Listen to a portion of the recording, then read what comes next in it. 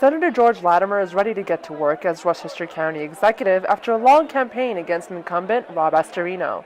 Democratic supporters eager for a change celebrated his victory at his White Plains headquarters. Supporters of all ages showed up in droves, and Latimer's stance on gun control was the major factor that brought him to his final victory.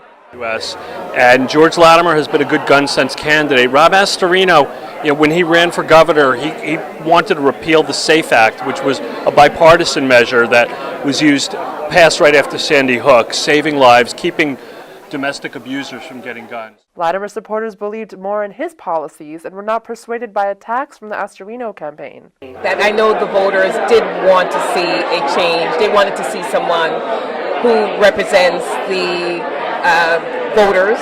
I know George Latimer is a good person. The fact that Senator Latimer has run a strong campaign that was able to, one, focus on the issues and really bring to bear a lot of the concerns that a lot of Westchester residents have with Rob Astorino's connections to Donald Trump and his potential corruption scandal that's brewing with the Recknitz testimony. Luckily I spoke with a bunch of supporters here.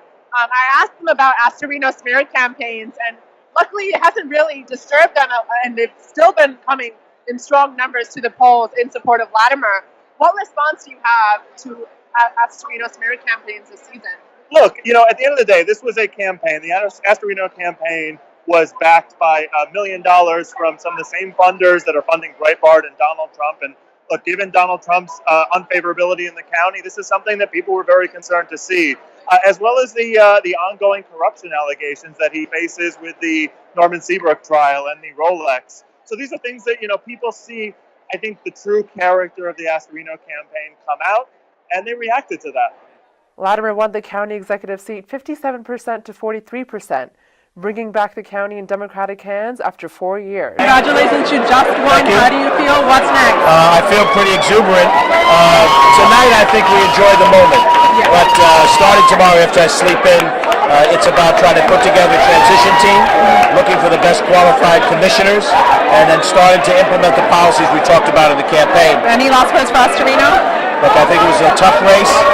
Certainly I've never been in a race this difficult in my life, and having had a race last year, I'd like to go a couple of years without a race.